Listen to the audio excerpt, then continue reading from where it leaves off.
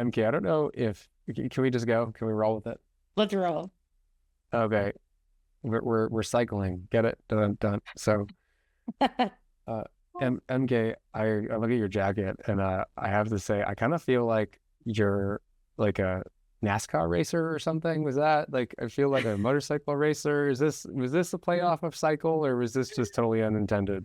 I'm going more for Star Trek vibes, but we can go with NASCAR too. I'm originally from Indianapolis, where the Indy 500 rules. So we can go with NASCAR jackets, but I like swag. I actually enjoy thrifting clothes and then putting retrocycle patches on them. Well, I mean, that just sounds so on brand. Like the auto Right? return network. I mean, there's some sort of like marketing campaign here. I just see you and your team like going into thrift stores, like secretly putting retrocycle patches on all the clothes that are there. And With just lights. leaving it there. Yeah, yeah, just leave it. Seriously, just leave it. I think they're gonna have to up the cost though of that because it's just gonna be like limited edition, you know? I never thought about leaving it. I usually take it home and then get the iron out, but that's I'm gonna have to bring it back now. Yeah, it's like a new type of graffiti, right? It's like the Bankskis of thrift stores. Exactly. Just slap a patch on it. That's Awesome. that could be Awesome. a campaign of it on its own. Yeah, yeah. It's a little bit of it's what they used to do like guerrilla marketing. I don't see it as much anymore, but that could work. And it's totally on brand because I mean, like you're the one that should share it. Like, what is your broader mission right now? Like, what gets you up and gets you motivated each day? What gets me up and gets me going each day is a bit broader than retrocycle, I'd say. I think each of us have a unique light to bring into this world, whether that's on a cute cuddle with my dog or hanging out with a friend or making the impact that I want to with my team with Retrocycle.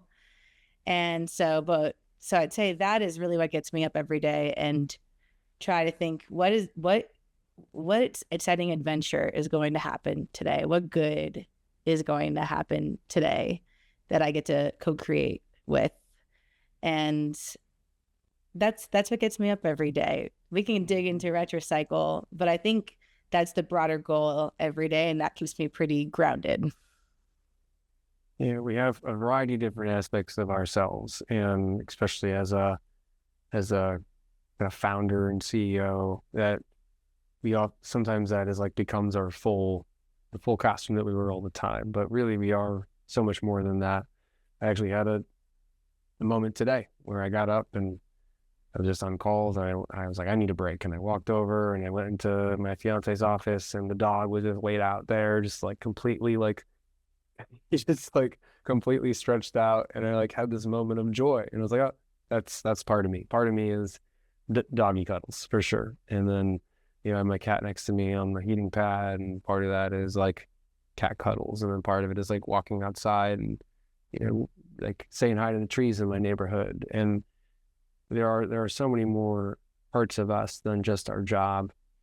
Uh, so outside of those moments of joy, MK, like and outside of the work itself, what do you feel like you want to accomplish like right now? And you think about this chapter in your life, like what is something that you would say that chapter is like being well lived? Mm. I think for me, this chapter, I wouldn't say even outside of Retrocycle, but especially with Retrocycle, is steering. If my body is a ship and my emotions are the ocean, it's steering the ship home, which would be to a peaceful state. I think it's the world feels really noisy and chaotic and distracting so much right now. I know I'm not alone in that. And I think that, and I feel so many waves throughout the day. Sometimes the waves are huge and torrentious, and sometimes the waters are calm.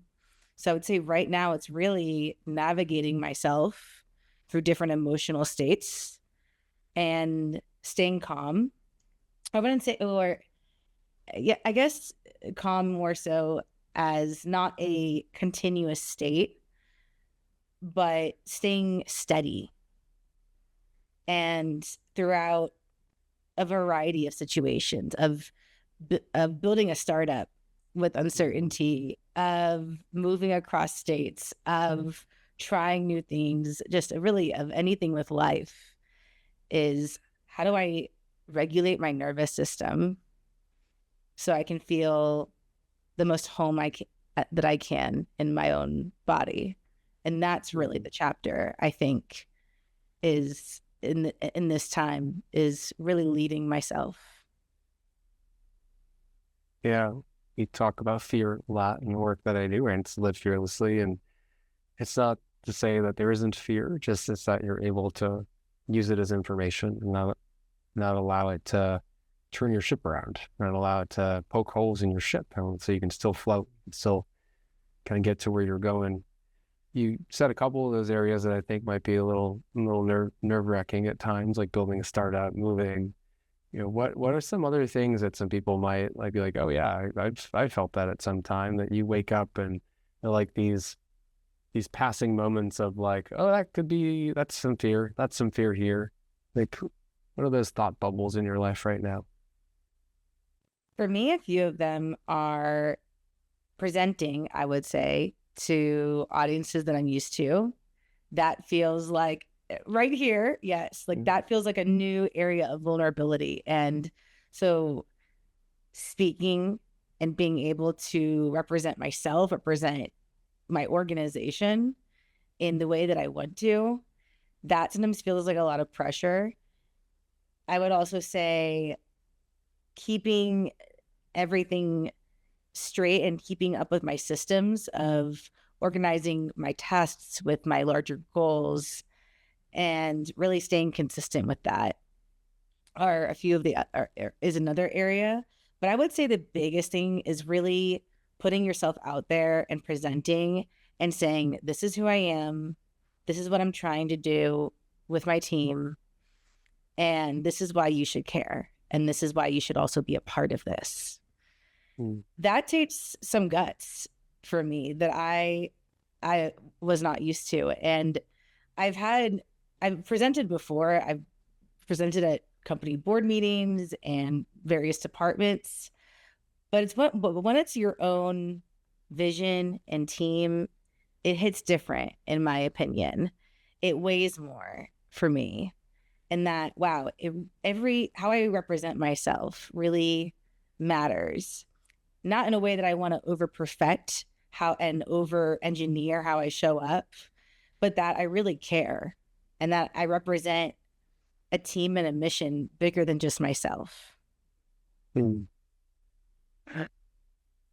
So how have you been dealing with this?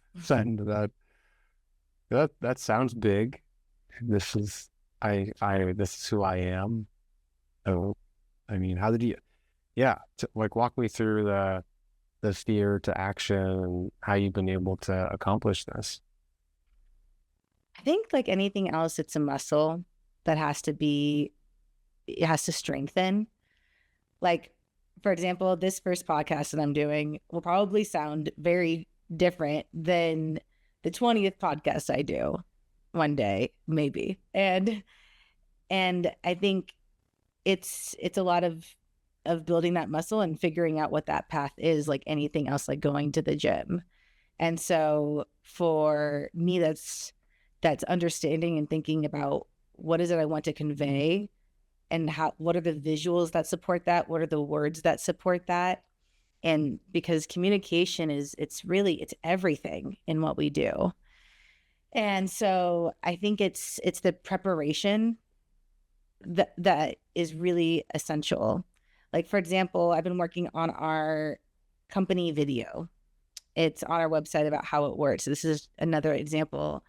And I think I've spent 3 weekends now consecutively working on it because I don't want it to be like any other How It Works video. I want it to be something that's really unique and shows the Retrocycle essence, which is a little quirky and futuristic and inviting.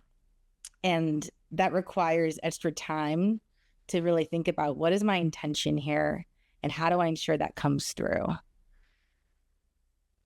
So there's this, I hear like a solid understanding of our brand and how I want people to perceive us. And then I'm going to take the time to prepare to make sure that that story is heard in a way and felt in a way that makes, like, is going to hopefully create the impact that I'm interested in. But the time, so you spend time creating that, and you're spending time intentionally, strategically, building that so that you're then able to create the impact that you want, probably feel a little bit more comfortable about what you're putting out into the world. And you also mentioned how this first podcast, you haven't done your 20th podcast. And so it's understanding that you need to fail forward. Like if I have a goal that I want to experience this thing, I want to face this discomfort, I want to create this impact and spread this mission, I'm going to have to tell my story. Because if not, then they're not going to make a difference and nothing's going to change. I'm really interested in, like, how did you get here? So look at your background, and you had a career that was not Retrocycle. And I saw, it looks like some introspection and some work and some personal goal pursuits that happened, which whenever like I talk to someone that's kind of at this precipice of change or evolution, like, I'm just going to quit everything and go somewhere. I'm just going to do something. But it's not often going to lead to a solution unless there's some sort of like intention or exploration or some sort of like personal pursuit that occurs within that process. Like I've seen a lot of people quit their job, travel around the world, come back and get the same job. So something happened, and I would love to hear a little bit of the story you're willing to share. Certainly. So I guess it started at not the very beginning, but when I was 22, I graduated from Indiana University. I studied finance, and I was most passionate about social entrepreneurship. I was involved in microfinance clubs and different social justice clubs and groups. And that was a majority of my travel in school. But I, like everyone else, needed to graduate and start making money. I didn't want to move back in with my parents. And I was handed a book called Delivering Happiness, written by Tony Hsieh, who was the CEO of Zappos, when I was in a used bookstore. And this older gentleman said, you have to read this. You have to read his story. And after I read what Zappos was about, if you're familiar with Zappos, they were building what to me was the company of the future of and experimenting with different government structures of ways to work together.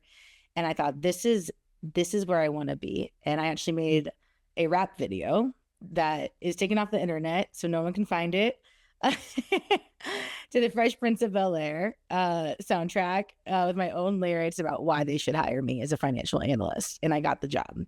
They actually didn't have a role open for a junior analyst. And I ended up working at Zappos for 6 years. And I started in finance, but I moved my way to marketing. I was really fascinated with, how do you grow a company? How do you win somebody over? Not just, with the best price, but with their hearts and with emotion, because we make so many decisions based on emotion, more than we think versus logic.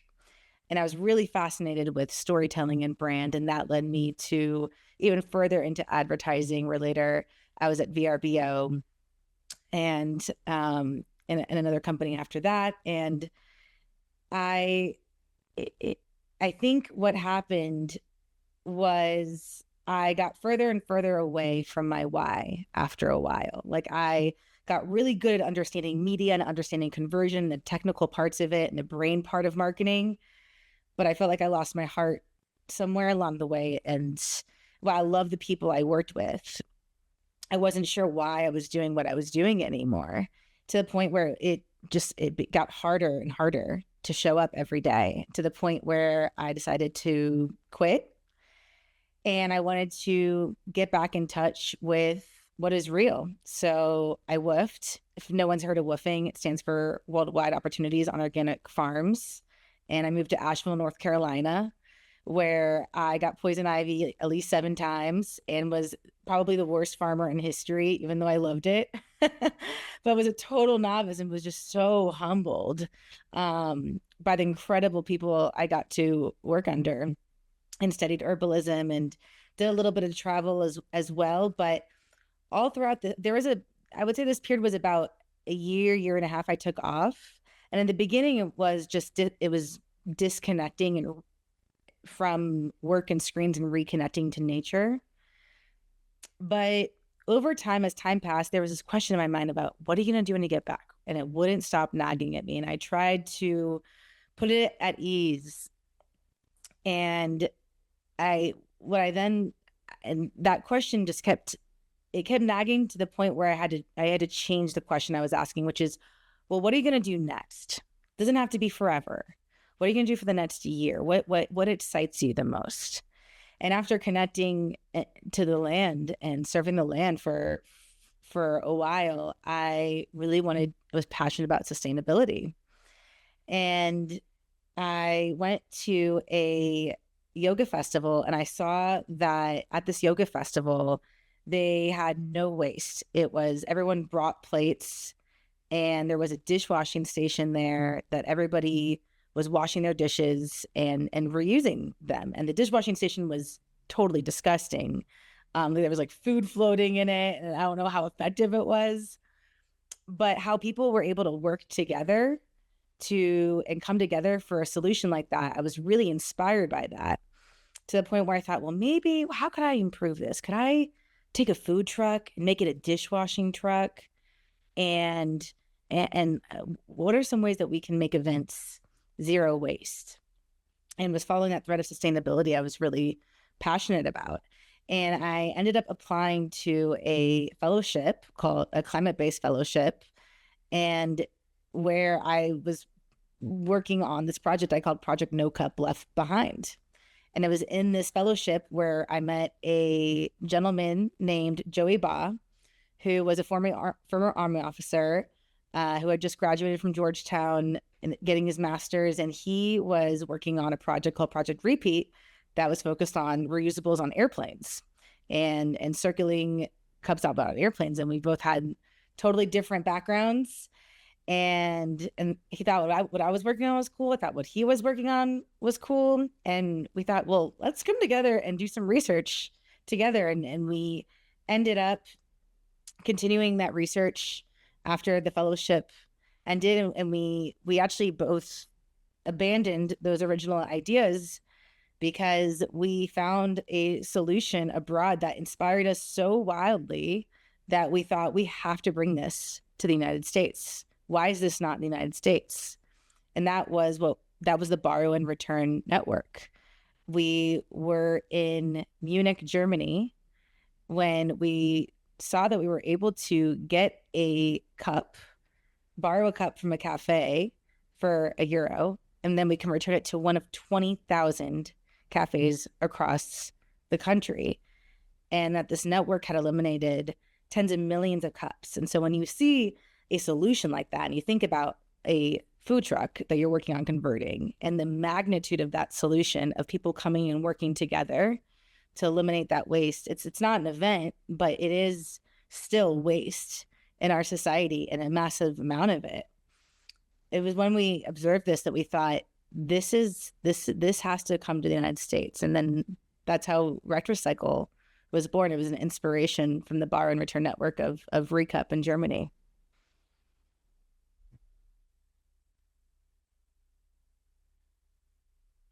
Oh, you're in mute. Incredible. It's like you can kind of see the through lines. As you look back, and it seems like a straight line. And of course that happened. Of course it worked out this way. I don't know if it felt like that when you were going through all the different decisions you were making.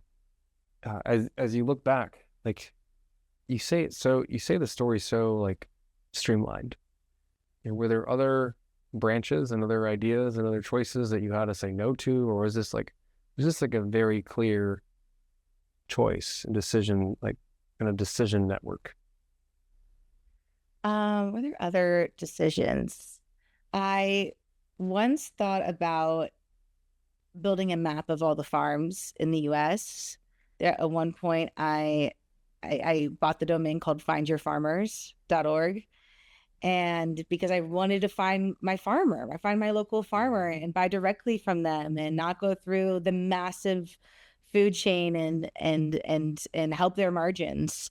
But I decided that wasn't the idea. I was really passionate about helping farmers after, especially woofing. I also got into videography for a little bit, and I give so much credit to videographers and filmmakers because it's so much work after doing it for a year. I'm so grateful for the skill set, but I saw that it wasn't for me to do full time. I think I had some other ideas that pop up to me that were really exciting, like those few of getting into film and getting into farm work, or supporting farmers.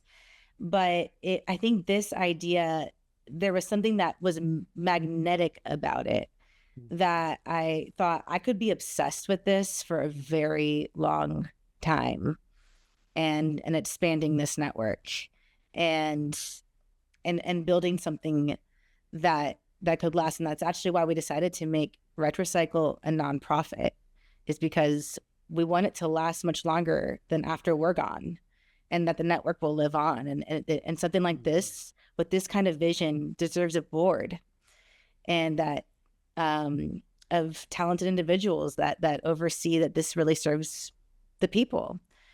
And so there were other ideas, but I think the borrow and return network was really exciting to me. I work with a lot of clients on career clarity, and a lot of them are really afraid of making the wrong choice. But it sounds like you had this innate passion within you, and you finally, like, you got the desire, the momentum, the motivation to woof and to go like dive in. And then you played, like you kind of were in a sandbox and you started picking stuff up and exploring what was there. And then that led you to another choice and to another choice, another choice. And some of them worked out, some of them didn't, but there's all within that sandbox. And then you ended up with this kind of fellowship that ended up connecting you with another individual. And then you found this magnetic idea that is now your Retrocycle, which is just like, it's such an incredible example of how to create like the next thing for you based on the things you care about. And I'm sure there was fear along the way, but what an incredible story. I guess you mentioned the fear, and sometimes people see fear and they stop. And I look at your story and I go, oh, MK saw fear and moved, like did something. And I'm trying to like get to the heart of it, like, well, why? Like, why did MK move and take action instead of going back and getting just another job? I'm like, what? I don't need the best answer. There is no best answer here. There's no right answer. It's just like an exploratory question. I'd love to hear what comes up to you when you think about this idea. Certainly. Oh, I love talking about fear because, man, we all have it. It's so relatable. And I used to think fear meant I wasn't ready to do something. But now I really see it as a signal, is that I'm doing something that really matters to me, that I really care about. And I think the bigger the vision, the bigger the emotional range that comes with building that vision. And entrepreneurship feels like emotional exposure therapy, truly, because you're carving your own path. You're not going down the well-beaten path of maybe taking a role that's been in existence for a while and doing things your own way with your own flavor. And there was a lot of fear, I remember, in that time period about what am I going to do next, or what's coming next. And then sometimes there's even external influences, like parents asking, like, what are you up to? And maybe sometimes there's even a little bit of comparison of, you see somebody who's chasing their dreams and you think, well, I wish I knew what that was for me. And I think what I ultimately had to swallow was that your trust in yourself has got to be bigger than your fear. your fear will always be there. And courage is really the steadiness alongside that fear. It's still there. I feel fear right now talking out loud and someone listening to this. But it's a daily task of devotion that I owe to myself, that my trust in myself and in my team to build something that hasn't been built before here in Colorado. It has to be bigger than my fear. There's so many reasons why this won't work, right? I could name a million reasons why it doesn't work. I could also name you a million reasons why this absolutely can work. And I choose the perception that I bring. And I think I had to unlearn a lot. I had to unlearn a lot of fear, and the right way of doing things versus just following my own path of, I had to take a year and a half off to figure out what it is. And I had to become a house sitter. I was a dog sitter for over a year to save money on rent, to buy me time to figure this out. And that looked probably crazy to some people. But to me, it made sense because I prioritized building something that really mattered to me. And I didn't know exactly what that was until I found it. But I had to focus on the belief that I'm going to find it. I trust I'm going to find it. I trust that if I put in the work and the energy and the heart into finding what that impact is for me to bring to this world, that it will find me. And I really do believe that Retrocycle found me, and that Joey and I as co-founders are meant to bring this to life. That's a beautiful place to be when you can trust yourself more than your fear. I mean, it's hard. Yeah, it is. And a lot of us have given fear, we've been feeding fear for many more years than we've been feeding the trust in ourselves. And it is difficult to switch. And then, because you have to do it consistently to eventually then now be, and say bigger than your fear, but to see that your fear is just a portion of action and not a defining aspect of yourself. Yeah. The fact that, like, thank you for sharing, by the way, like the dog sitting piece. Like I walked around with a pizza sign on my back, right? I bartended for 10 years. Like I did everything and anything to make money, have social experiences, and to build the things that I care about today. And we are capable, I think, of so much more than we think we are. And there's so many more solutions than we think exist to help us bring what we care about into existence. So what is next for you, MK? How do people follow your journey, and what are you really excited about coming up in 2026? Because I know it's a big year for you. It is.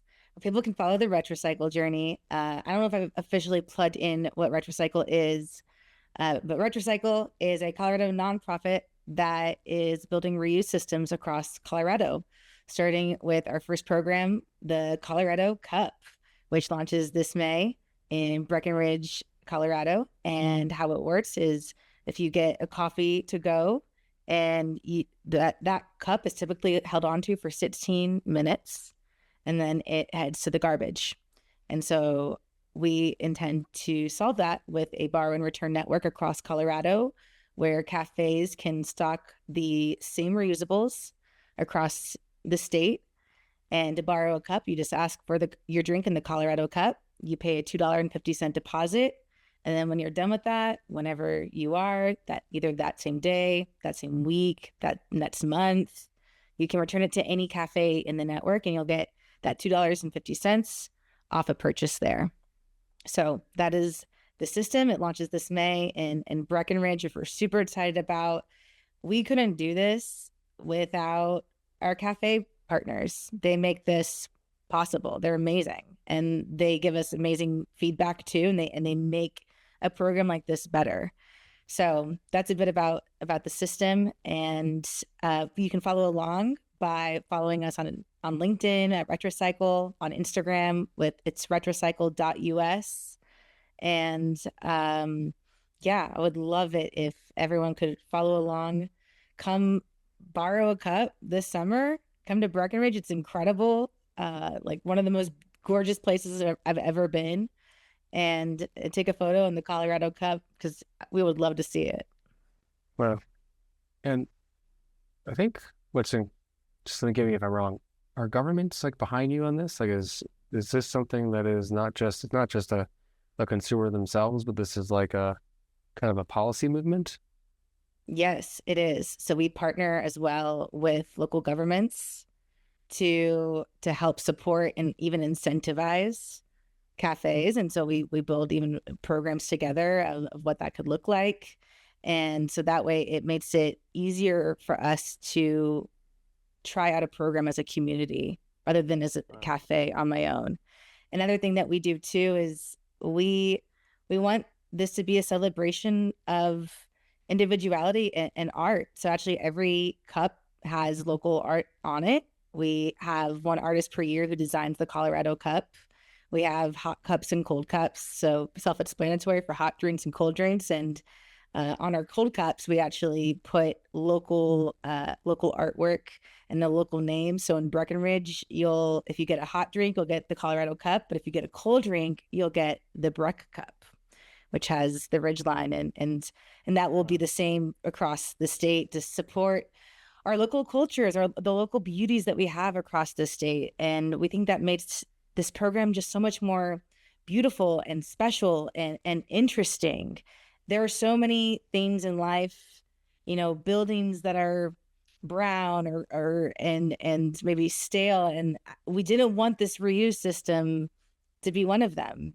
I mean, Colorado has so much to offer as a state that we wanted to have a system that mirrored that. So yeah, thank you for bringing that up, the partnership piece. And another big reason, as a nonprofit, it's great to collaborate with both government and private sector, and then together we build solutions. Incredible. From cups to government. No, so MK, thank you for your time. For listeners, all the links will be in the show notes. Check out Retrocycle. Grab your hot or cold cup. I feel like your cold cups are gonna get out of stock because people are just gonna want the art. But hey, if they get to reuse them, that's the goal too. So thank you again for your time, MK, and for sharing your fearless journey with us. Thank you. It's great to be here.